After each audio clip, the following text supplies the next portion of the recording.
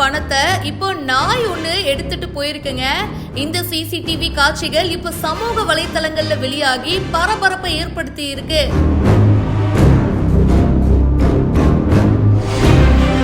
வழக்கமா ஏதாச்சும் ஒரு பொருள் திருடு போச்சு அப்படின்னா நம்ம ஆட்டோமேட்டிக்கா யாராச்சும் எடுத்திருப்பாங்க அப்படின்னு சொல்லி இன்னொரு மனுஷங்களை தான் சந்தேகப்படுவோம். ஆனா இங்க ஒரு நாய் இந்த வேலையை பார்த்திருக்கு. அது தெரிஞ்சு பண்ணுச்சா இல்ல தெரியாம பண்ணுச்சா அப்படின்னு தெரியலங்க. இவர் தூங்கிட்டு இருக்காரு.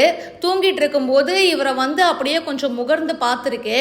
அதுக்கப்புறமா பக்கத்துல இருந்த செல்போனு, பணம் அதை அப்படியே வாயாலேயே கவ்வி எடுத்துட்டு போயிருக்கு. நாமக்கல் மாவட்டம் வெப்படை பேருந்து நிலையம் பக்கத்துல டீ கடை வச்சு நடத்திட்டு வரவர் கந்தசாமி. இவருடைய டீ கடையில டீ மாஸ்டரா வேலை பண்றதுக்காக நேத்து காலை துறையூர் கண்ணம்பாளையம் பகுதியை சேர்ந்த மகேஷ் அப்படின்றவரு வேலைக்கு வந்திருக்காரு. 10 மணிக்கு வேலையை முடிச்சுட்டு டீ கடை பக்கத்திலேயே பாத்தீங்கன்னா மகேஷ் தூங்கி இருக்காரு. அப்போ தன்னுடைய போனு அப்புறம் 5000 ரூபாய் பணம் இது ரெண்டுத்தையும் பாத்தீங்கன்னா ஒரு பிளாஸ்டிக் பேப்பர்ல சுத்தி வச்சிருக்காரு.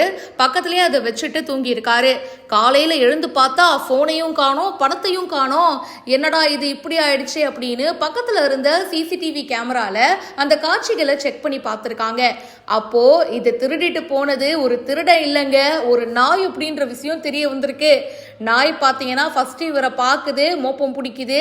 அப்புறம் என்னது இது, ஒருவேளை சாப்பிட்றதுக்கு ஏதாவது ஐட்டமா இருக்குமோ அப்படின்ற மாதிரி அந்த நாய் அப்படியே அதை கவ்வி எடுத்துட்டு போயிடுதுங்க.